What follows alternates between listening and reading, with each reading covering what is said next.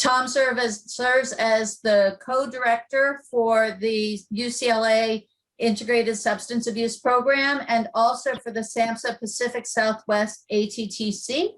And he's really one of these people who brings tremendous amount of knowledge as well as good practice and passion to our field, working in systems, working in direct services. So really offers a lot of resource-rich information. He is going to, in 55 minutes or so, really cover that addressing adolescent substance use. What do we know? And go over some of the content when we're talking about delivering adolescent services for adolescents with stimulant and opiate use disorders. What is it that you really need to know and be addressing? So with that, I will turn it over to Tom. Thanks, Deb. What a wonderful, warm introduction, and it's always a pleasure to work with you and your whole team. Hi, everyone. Thank you very much for those of you who are on cam. It's always nice for me to have someone to talk to as we go along, and I appreciate you joining me in that way. If you do have questions, please enter them in the chat as we go along. I'll take care of as many as we can throughout the course of the presentation. We'll leave some time at the end for some questions, and to the organizers, if there are any questions that we're not able to get to, I'm always happy to address those in writing, and we can send them out to the participants after the fact. Deb asked me to cover a lot when she asked me to do this presentation.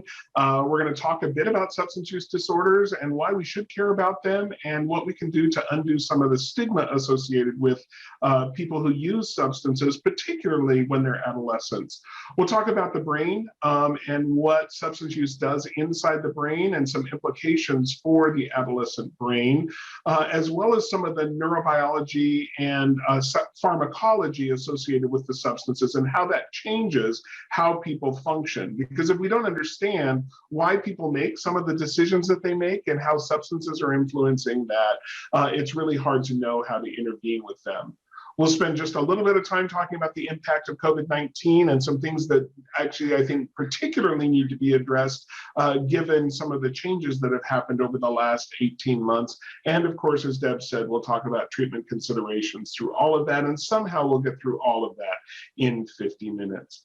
I always like to start my presentations with a reminder that how we talk about things matters, and that we're talking about people, we're not talking about diseases.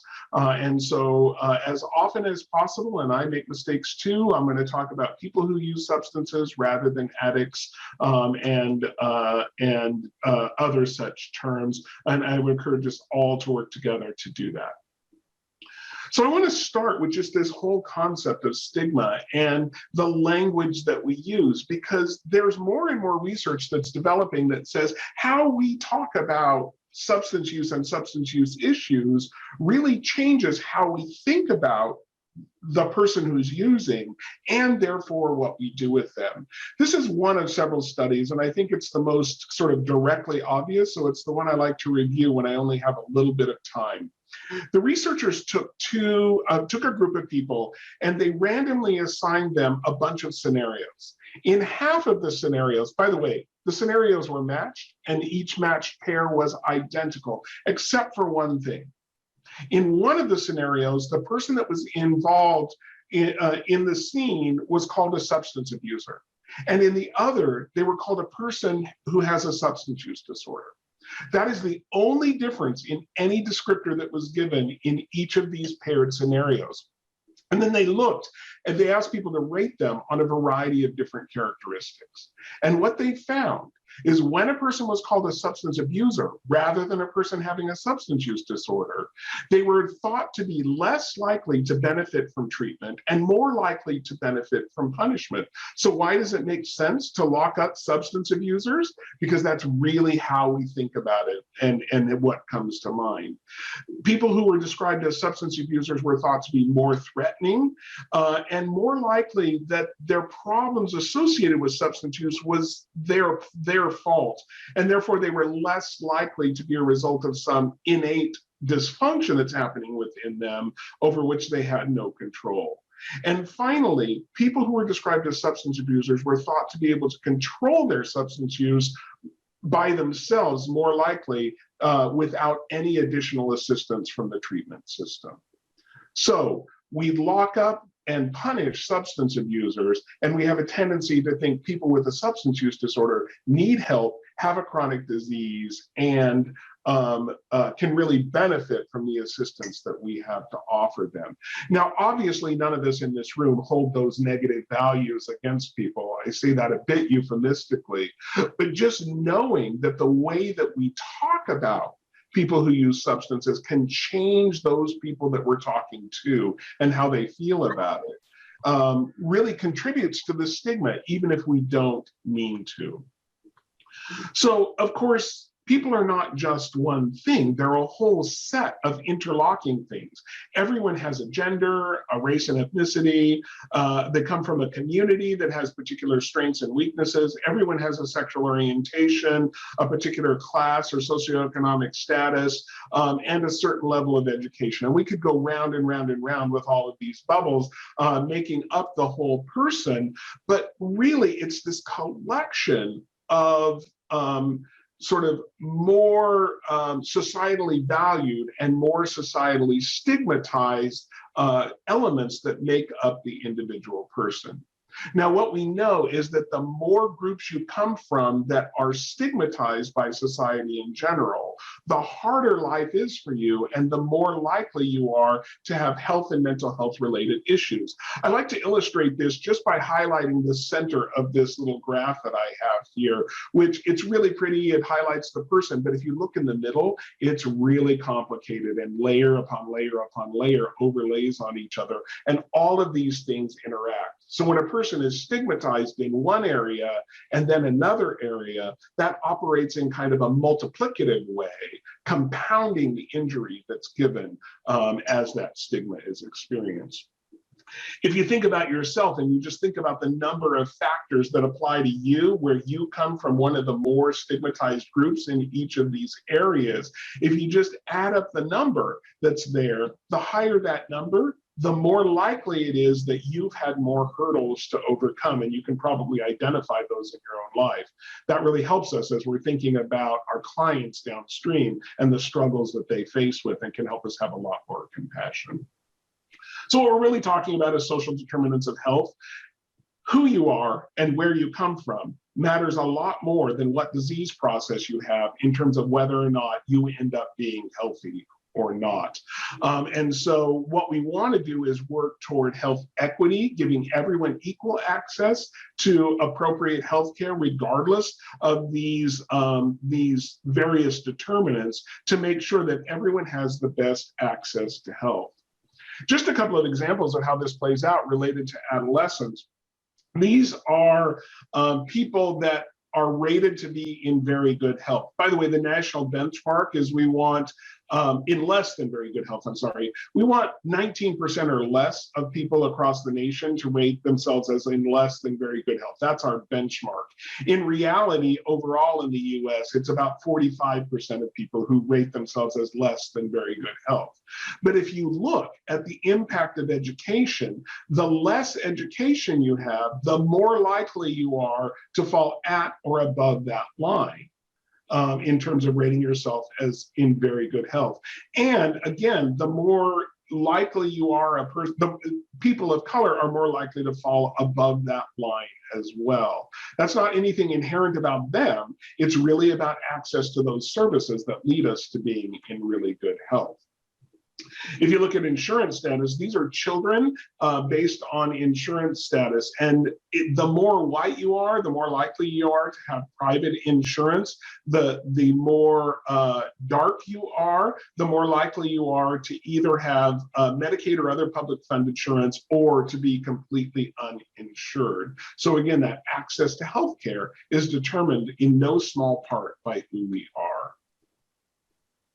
And just to drive that point home without beating it to death, this is actually dead people. This is life expectancy based on geography. The more red, the earlier you're dead.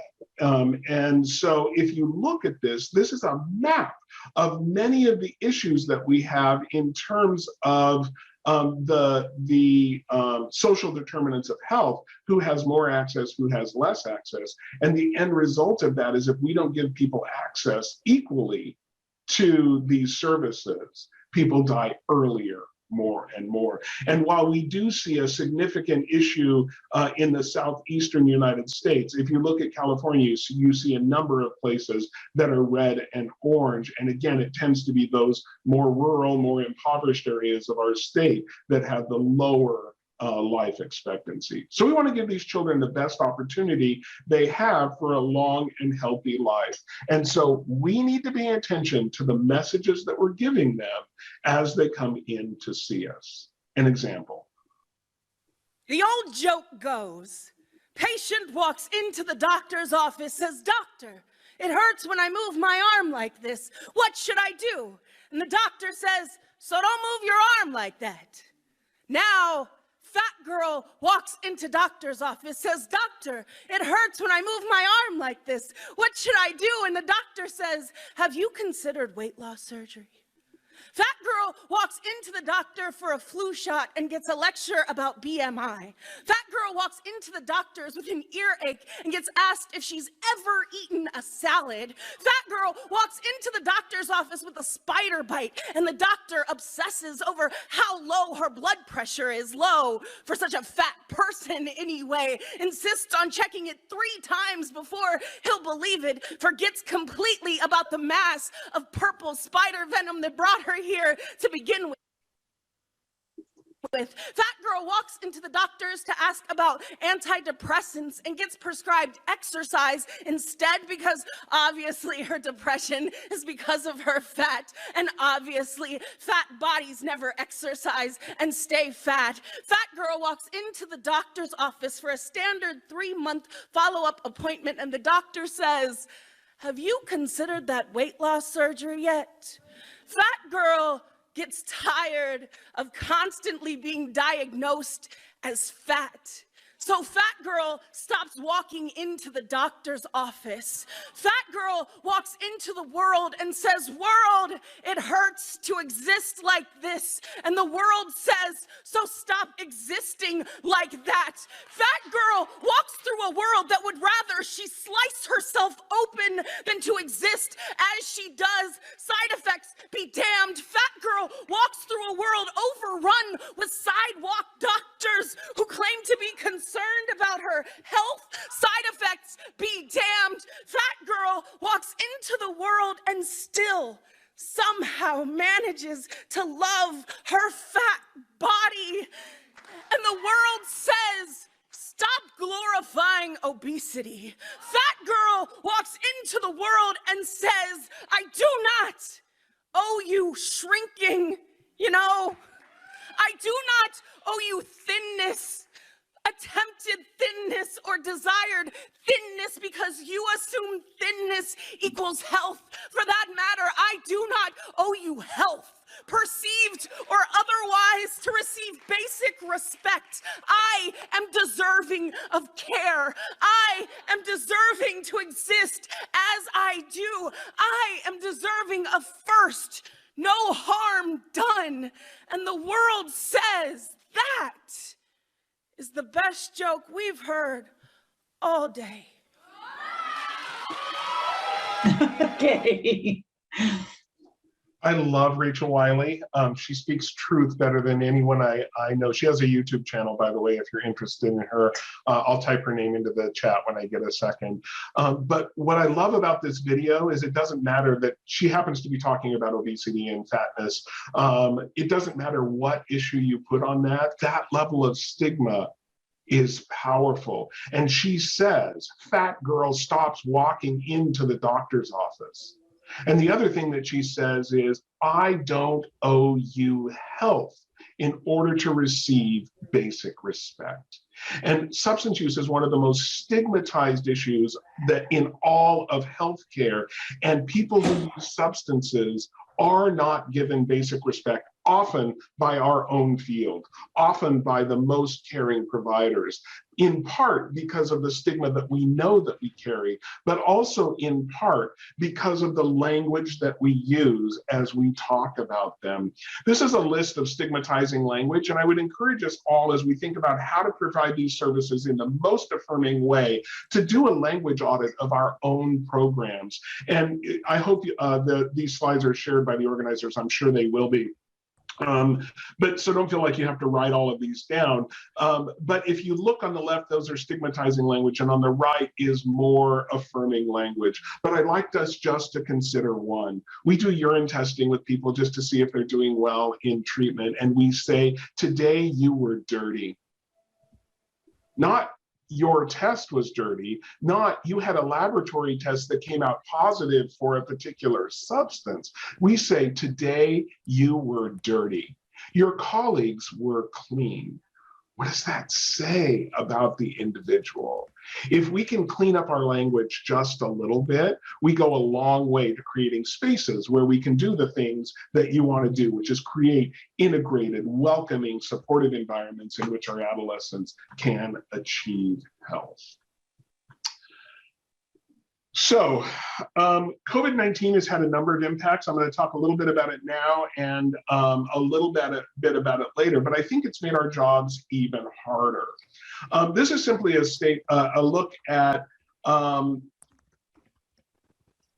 how accessible substances are, that youth felt substances are pre-COVID. That's this very easy to get. This is the percentage of people before COVID, before March of 2019, that people, or 2020, that people said drugs were very easy to get.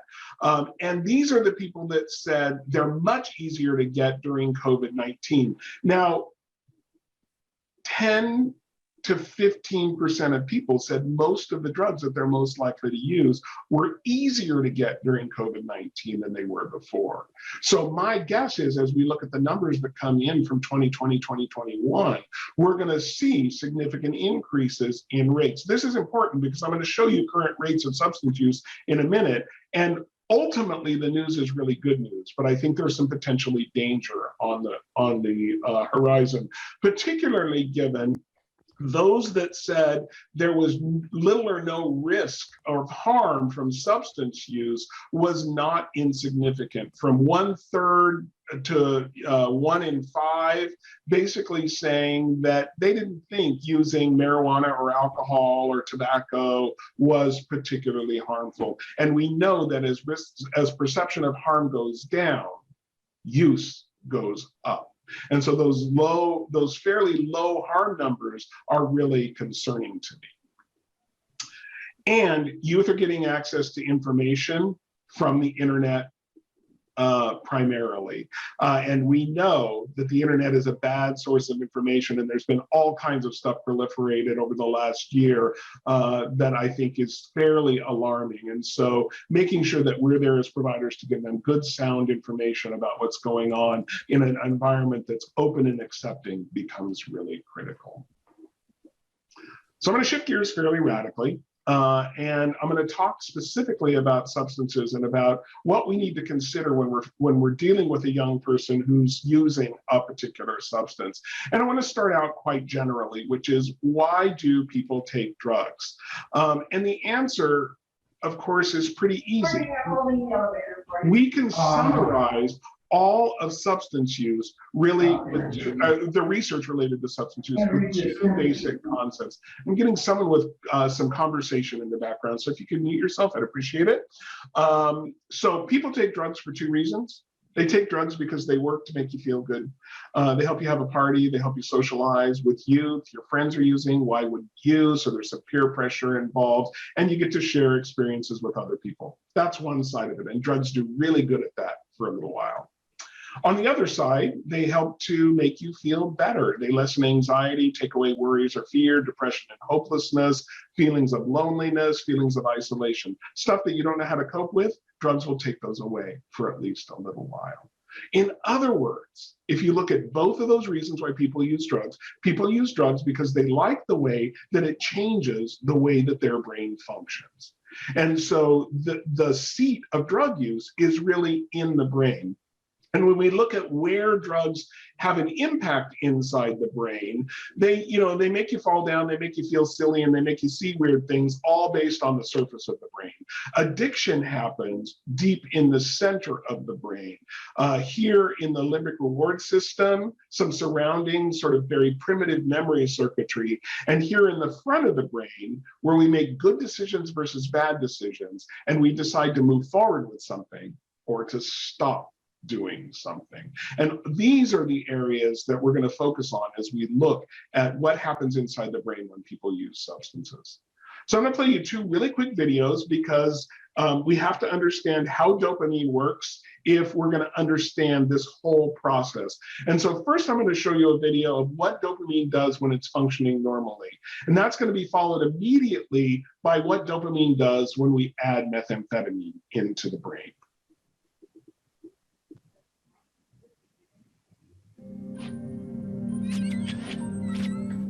Our brains are finely tuned machines. Inside, cells called neurons are constantly communicating to shape how we think, feel, and act. Let's eavesdrop on their conversation. These are the ends of two neurons. The one on the right sends a message, and the one on the left receives it. At first, they look connected, but they are actually separated by a tiny space called a synapse, where messages are relayed. What we'll see next is how we normally experience pleasure. The sending neuron contains dopamine, the brain's pleasure chemical. When something good happens to us, this feel-good chemical is released into the synapse where it connects with receptors. There, dopamine activates the receiving neuron, which in turn conveys the message onto the next neuron, creating a chain reaction that produces pleasure. After the message is sent, dopamine is recycled by transporters to be reused. This conversation repeating itself again and again gives us the feeling of pleasure.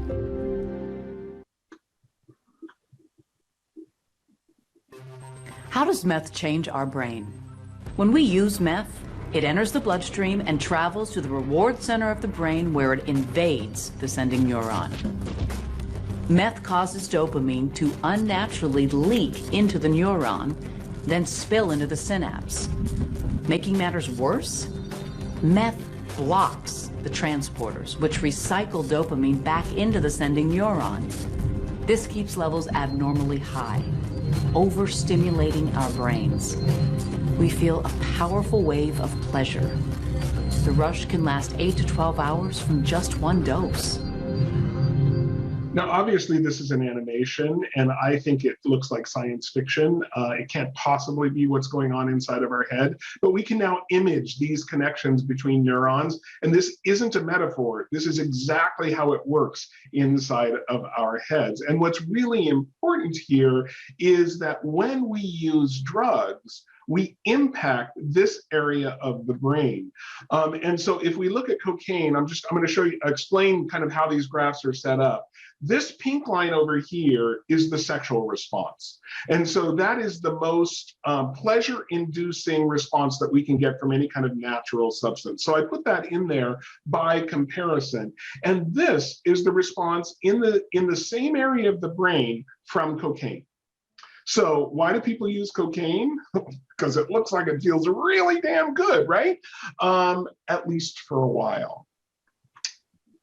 Alcohol, again, the sex response.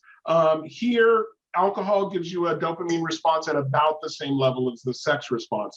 So why do people pair sex and alcohol very often together?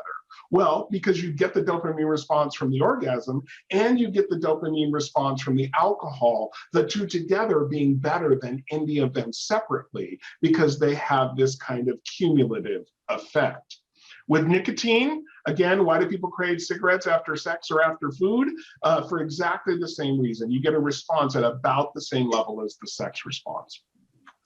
With methamphetamine, we have to change the scale dramatically, and what we see is the sex response here, cocaine about here, and methamphetamine way up here. All of these other ones operate indirectly on the dopamine system, but have a significant impact on the dopamine system. Methamphetamine, as you saw, causes the dopamine to rush out in a really unnatural way, causing a much more significant response, but also in process, probably being somewhat neurotoxic as well, damaging the neurons at the point of connection, making the response, the ultimate ramifications even more severe. Well, why do we care about this? Well, over time, what happens is the brain is really smart and it says, this system is out of control. We got to quiet the whole thing down. And so what happens is it will do two things. It stops producing as much dopamine, And it pulls back those receptors on the other side so that the dopamine that is there becomes less effective, ultimately quieting down the dopamine system. So if we keep pumping drugs in, we still get some effect of that dopamine. But when we stop taking the drugs, not only do we not have as much effect of the dopamine, we don't have as much dopamine being produced naturally, and what's there isn't as effective. And you see that this is a normal control, so this is normal functioning in the dopamine, in the pleasure center of the brain. More red, more functioning. So this is what normal looks like. And this is what a cocaine user just after withdrawing, a methamphetamine user, an alcohol user, and a heroin user look just after the substances have gone out of their bodies. And what we see is a dopamine system that is significantly depleted. Well, so what? So they feel a little depressed. We know that. In fact, the likelihood of significant depression particularly with stimulant drugs, but with all of them, is not insignificant. So we have to really pay attention to things like severe depression and suicidal ideation during the time of withdrawal. But there are also some significant neurocognitive effects that we need to pay attention to. So these are the same brains. This is a methamphetamine study, normal control, functioning normally, methamphetamine user, a lot less red, a lot less functioning in this area. And what we see is that the less active the dopamine system is, the longer it takes to do a simple motor task.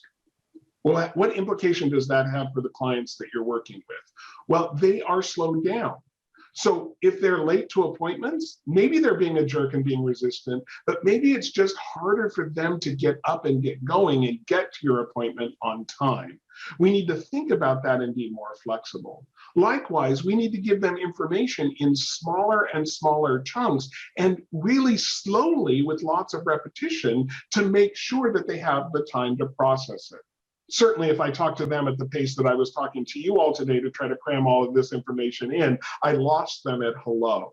So we need to really think about what we're giving them and how we're giving them, particularly given that the less active the dopamine system, the less people are able to remember. And so shorter sessions with less content are going to be more effective than longer sessions with more content. If you're stuck within that hour format for a session that you have with an adolescent, I would start thinking, who's using substances, I would start thinking it as 4 15-minute sessions or 6 10-minute sessions with a little bit of something and a break in between, rather than as one long session that you're going to carry through all the way through. This is going to be more responsive to the needs of that particular adolescent. In truth, we have no idea what the impact is on the adolescent brain. There's a study going on right now, NIH-wide, the National Institutes of Health-wide, called the ABCD study, Adolescent Brain and Cognitive Development. They took a whole bunch of adolescents and they did neurologic, genetic, and scanning studies on them prepubescent. They're going to follow them up over 15 years through adolescence and do all those studies periodically afterward. We will be able to know what happens when someone starts using marijuana versus late. What happens? What are the genetic implications of using particular substances? Are there any? Right now, we don't really know, so we have to guess. But because we're impacting the prefrontal cortex, there's a reason for particular concern. The way the brain develops is that we start out with a really plastic brain, not much is connected to anything, and we spend the first 6 years of life connecting everything to everything. And then we gradually begin pruning neural connections back to make the ones that are important more efficient. And so you see the center part of this graph has more neural connections in the stain that's done than the right part of the graph. This actually happens through normal development. And what's really critical here is this area of the brain right here is the last to develop. So I'm going to show you 15 years of brain development in about 3.5 seconds. So watch closely. It's age 5 to 20. Red indicates more gray matter, meaning more neural connections. Blue indicates less gray matter, meaning less neural connections. You ready? And right in here is the last area to develop. And that's particularly, you're seeing the outside of the brain in this model. That's particularly true on the inside of the brain. I'll play it again for you so you can see it. And that area that I'm pointing to there in the front of the brain is the prefrontal cortex, the logical decision maker. If you're working with an adolescent and you ask them why they did something that was really, really stupid, the most common response, why'd you do that? I don't know. They're not being a jerk. They're actually telling you truthfully what their response is, because they don't have the neurologic capability until they're between 24 and 25 years of age, when that's fully developed, to answer the logical question that you're asking them. What drugs do is they turn off this part of the brain in a very significant way. So in an adult or an older patient, it makes sense why, selling the family dog made sense in order to get my next drug money, or seeing my dealer when I'm trying to stop using because they're my only friend. Why those kinds of decisions make sense, because they don't have that logical arbiter to help them make a logical decision. Adolescents don't have it to begin with, and it's developing right now, and we're slamming it over and over again. What impact does that have? I don't know, but it can't be good. And therefore, the quicker we can identify this issue and get them away from the drugs, the more likely they are to be able to develop healthily. Fortunately, the brain is still highly plastic, and we don't think it's as bad as it could be, but we do know that it has some significant negative interactions. So this difficulty in the prefrontal cortex just makes decision-making more difficult, and therefore it makes them more vulnerable to experimentation, and in this case, substance use disorders along the way. The good news is, in the normal adult brain, it does heal. This is a methamphetamine brain again.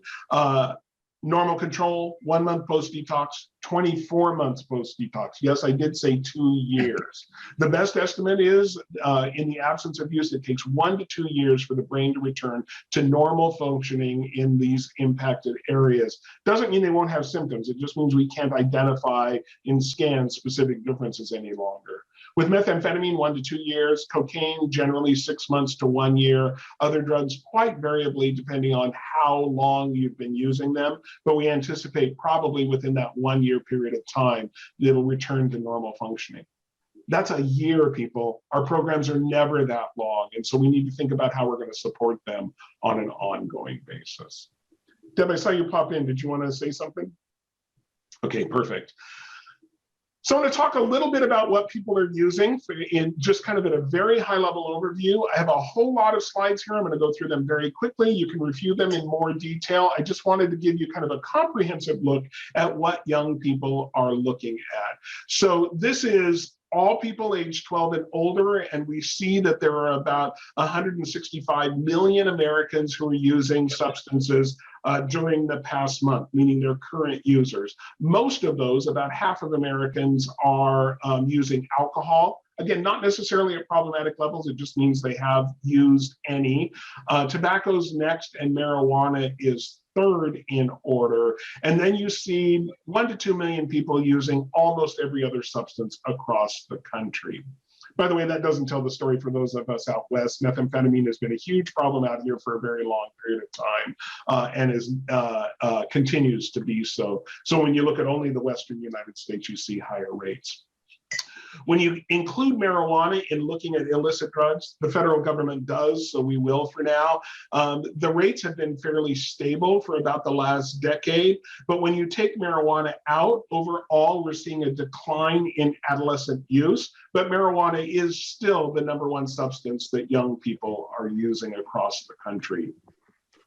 Cigarettes, the good news, overall, down dramatically across the last decade. The not so good news, vaping, up dramatically across the last decade, particularly among young people. And so if you compare cigarettes, the little bars there, to vaping, we see greatly significant rates. And so asking people if they're smoking is really important, but asking them more specifically, are you vaping and what are you vaping, nicotine or marijuana, becomes really important, because if you're not smart enough to ask, they're smart enough to not tell you. Is vaping vaping the same as cigarettes? Vaping is different. Cigarettes is actually a burned compound. You're actually lighting it on fire. Vaping heats it to the point where the active ingredients become aerosolized, but it doesn't actually burn. It's thought to be safer overall, but they're not health-related devices, and we really have no idea what's in the oils that they're using. And if you remember a few years ago, they were putting vitamin E oil in it to potentiate the nicotine in it, and it killed a whole bunch of people. It's not necessarily safer, although there may be some harm reduction elements to using vaporizers instead of smoked product. With the increase in availability of marijuana due to legalization, both for adults, both recreationally and for medicinal use, there was a lot of concern about adolescents, and we're just not seeing an impact in adolescents. It's very stable across the last decade in terms of the number of people that are using. More likely to use if you're in the older age range than in the younger age range, but pretty stable across the decade, both for past year use on the left and for daily use on the right. What is changing again is vaporizing it. And so again, evaluating very carefully for vaping is really important. Although among 10th graders in the last year in 2020, we did see a decrease in the number of people who are vaping. So maybe there's good news in that as well. Sorry about that. I thought I'd turned that off. For alcohol, overall rates are down. Again, still significant numbers of people using alcohol. Half of 12th graders in the last year are using, but the trend is really good. Thank you, Deb. And for alcohol, there's a really interesting trend that happened during COVID. These are sales in 10 cities across the country. And I would like to point it out because this is alcohol available in the homes. And what we're seeing here is the black lines are all spirits. The blue is hard liquor, wine is red, and beer is green. And what we're seeing in these 10 cities is significant increases in sales of alcohol, but particularly of hard liquor. In fact, in many places, beer and wine went down, not up. And so there's more hard liquor available in the home, more alcohol available in the home, and most of that is hard liquor. So as a risk factor for adolescent substance use, just having alcohol available in the home is one of the biggest risk factors, and so we need to pay attention to that. Opioids are the big issue, one of the big issues that we're concerned about, particularly because of fentanyl. We're seeing dramatic increases in overdose rates, particularly in young people, but across the population with fentanyl. Just by way of comparison, this is a potentially lethal dose of heroin, this is a potentially lethal dose of fentanyl, and this is a potentially lethal dose of carfentanil. Fentanyl and carfentanil are being seen more prevalently on the streets in drugs distributed on the street, and it's being seen in things that aren't opioids. So we're seeing a significant increase in fentanyl in cocaine and methamphetamine in particular. So if you have young people who are using these substances, we need to do some real harm reduction about source of drugs, potentially using fentanyl test strips to test their drugs, but also being really careful in doing just a taste to see how it works before they use their normal amounts. There's also a new drug on the street called ISO. I used to be able to say it, I can't in my rest today. It's nicknamed ISO. It's being seen mostly in the Midwest right now, but it is creeping this direction, and it's another opioid that won't appear in normal tests. So just asking them very carefully about what substance they're using becomes important. Adolescents are misusing drugs, particularly prescription drugs, at fairly high rates, about 15%. In 2015, it became the leading cause of preventable death in all populations, more than suicide, homicide, firearms, or motor vehicle crashes. And it really is on the back of fentanyl that this is happening. The opioids actually happened in 3 waves. 2001, it was all about prescription opioids. They priced themselves out of the market and put some legal restrictions on those. And so heroin started creeping up about 2010. And in about 2013, fentanyl became more prevalent on the street. And you see those 3 waves, prescription opioids, heroin, and now fentanyl. It's important to note in 2017, the deaths were estimated to be about 72,000 people. In 2020, the best estimate is about 93,000 people. 100,000 people died in 2020 on the back of drug abuse. And most of those were because of fentanyl. And here in LA County, we're seeing your target populations as among the highest groups in terms of drug overdose. We have to pay attention to this, and we have to do so really aggressively. And it's important to note that while methadone, the treatment of choice for opioid users is first, give them medicines, and second, give them behavioral treatments, because we have to keep them alive and we have to get them stabilized. Methadone is only approved for people over the age of 18. Naltrexone, I believe, has an 18 cap as well. It can be used off-label with younger populations. Buprenorphine is specifically labeled for minors as young as 16 and really should be considered a frontline treatment for any adolescent who has an opioid use disorder. The other thing I want to point out is that young adults, the best treatment that we've always thought for young adults is get them withdrawn as quickly from opioids as possible, and then give them good behavioral treatment. What we find is they don't do well with that treatment. In fact, over 80% of them in the one study that was done relapsed back to substance use when they were withdrawn. In other words, they look just like their adult counterparts, where over 80% of them relapse to drug use once we start to withdraw them, because we withdraw them too soon. So we're going to have to get really comfortable stabilizing young people on these medicines for a really long period of time and figuring out how to get them behaviorally stable before we start attempting a medical withdrawal. Stimulants, I'm not going to spend a lot of time on because I want to get to treatment, but it is important to note that the highest risk groups are American Indians, Alaska Natives, and Native Hawaiians and other Pacific Islanders in terms of overall use, but also in terms of death rates and rates of this. It's the only one that's going up significantly.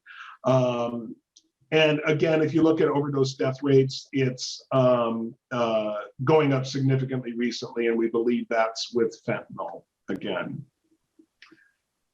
Phew, I had to rush through some of those stuff, but I got here exactly when I wanted to. You know, it's funny, Deb wanted me to really emphasize evidence-based treatments for adolescent substance use, and there are some. Really, it's cognitive behavioral therapy, it's motivational interviewing, looking at good trauma-informed care and using models of care that are there. But what's really important is that we recognize the voice of the adolescent in all of this. We often get so fixated on what we want to fix in them that we lose the young person sitting in front of us. It's just, there's all this pressure, you know? And sometimes it feels like it's right up on me and I can just feel it, like literally feel it in my head, and it's relentless. And I don't know if it's gonna stop. I mean, that's the thing that scares me the most, is that I don't know if it's ever gonna stop. Yeah.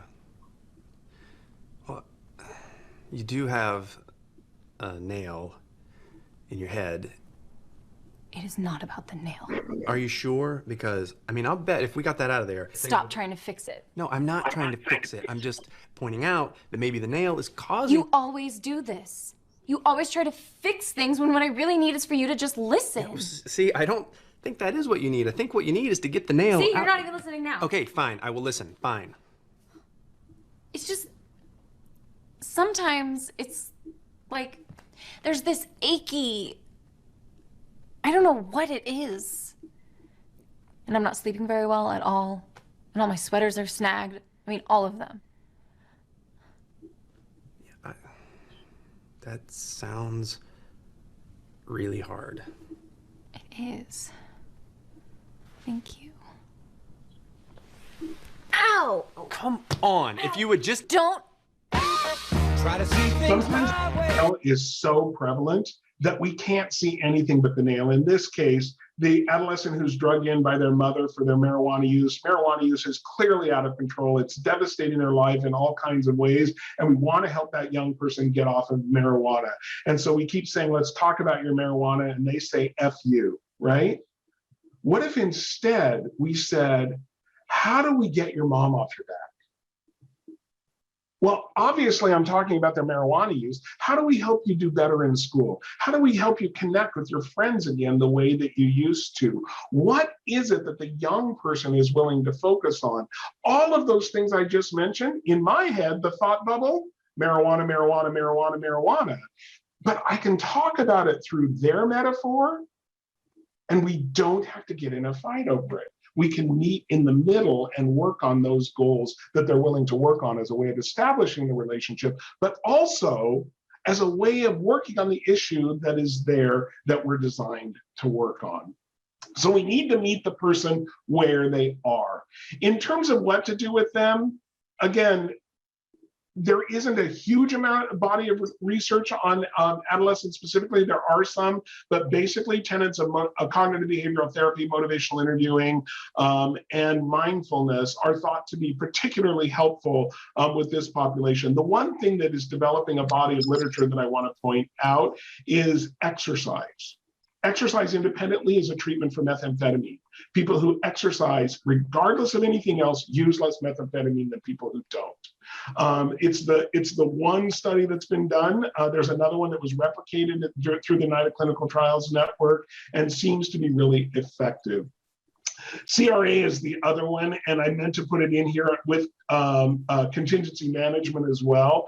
So thank you for referencing that. Contingency management, particularly when coupled with community reinforcement approach, both of which play with the way that drugs are reinforcing to the young person and mold the environment or the individual's reinforcers to make not using more reinforcer than using, really seems to be effective, particularly with stimulants, but also with some other substances as well. I also want to point out, if substance use isn't your expertise, you already have the skills to do all of this. What are the treatments for depression? Here they are. What are the treatments for anxiety? Here they are. It's the same stuff over and over again. We're just focusing on it differently. What are the ways to get people to use a healthier diet? Here they are. Like, if you're focusing on a medical condition that has a behavioral component with the individual, all we have to do is remember that substance use is present, and we can engage the person in exactly the same way. And so I put in a list here that I think is really important. Whatever chronic issues a young person has, there are behavioral issues that are associated with that. And all of those that are in green on the right-hand side also work with substance use according to the research literature that we have. We just have to pay attention to it and not be afraid of it. We have to pay attention to it and not assume it's not our responsibility. We have to pay attention to it and not assume it's different than anything else we're doing.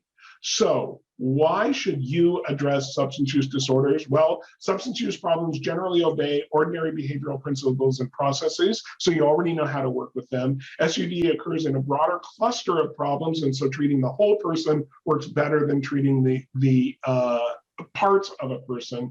Treatments most strongly supported by outcome research are fundamentally psychological and behavioral in nature, and therefore we want to address them along with all other psychological and behavioral problems. Cognitive behavioral principles are effective in motivating change in substance use disorders, and those clinical styles that are most common in counselor training are actually effective with substance use disorders. In other words, addressing substance use disorders in your job is your job, and you already know how to do it. So we should all work together to do it effectively. So we certainly need specialists in order to move this process forward, but anyone working in behavioral health issues already has a lot of these skills. And what we need to do is work together to address the problems that we can in our office and connect with expertise, just like we do with every other problem that has a specialty associated with it, so that we can retain them in care longer across the treatment system, which is the only predictor that we have of treatment success. Bunch of resources at the end of that. My email address is there, and I'm always happy to answer emails. And I left a whopping 2 minutes for questions, and so I'll shut up and see if there are any. Deb, have any questions come up in the chat that we should address?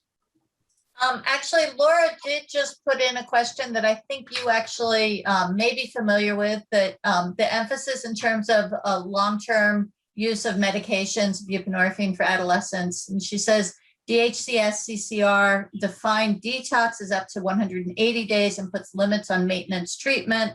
Is this aligned with your comments earlier? And there's also some of that ASAM kind of piece, and that some of those kind of pieces that fit in there. I think not only does it not align with my comments, it flies in the face of science. And I will say that out loud to anyone who will listen to me, including my colleagues at DHCS, that doing with medically assisted withdrawal prematurely simply increases the likelihood of relapse. And when we withdraw someone, we lower their tolerance. So we're not just increasing the likelihood of relapse, we're increasing the likelihood of death from overdose. And so the best treatment recommendation, regardless of age, particularly based on that NIDA Clinical Trials Network study that I showed you, is long-term stabilization, address the behavioral issues that are there at a point when it clinically makes sense, or the adolescent just says, I want to withdraw from this stuff, try it, but don't assume that the goal is actual withdrawal.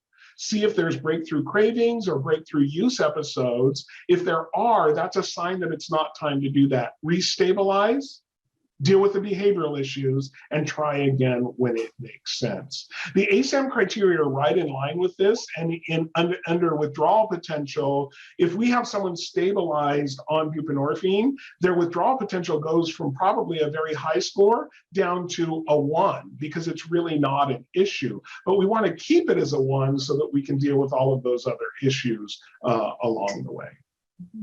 Great, thank you.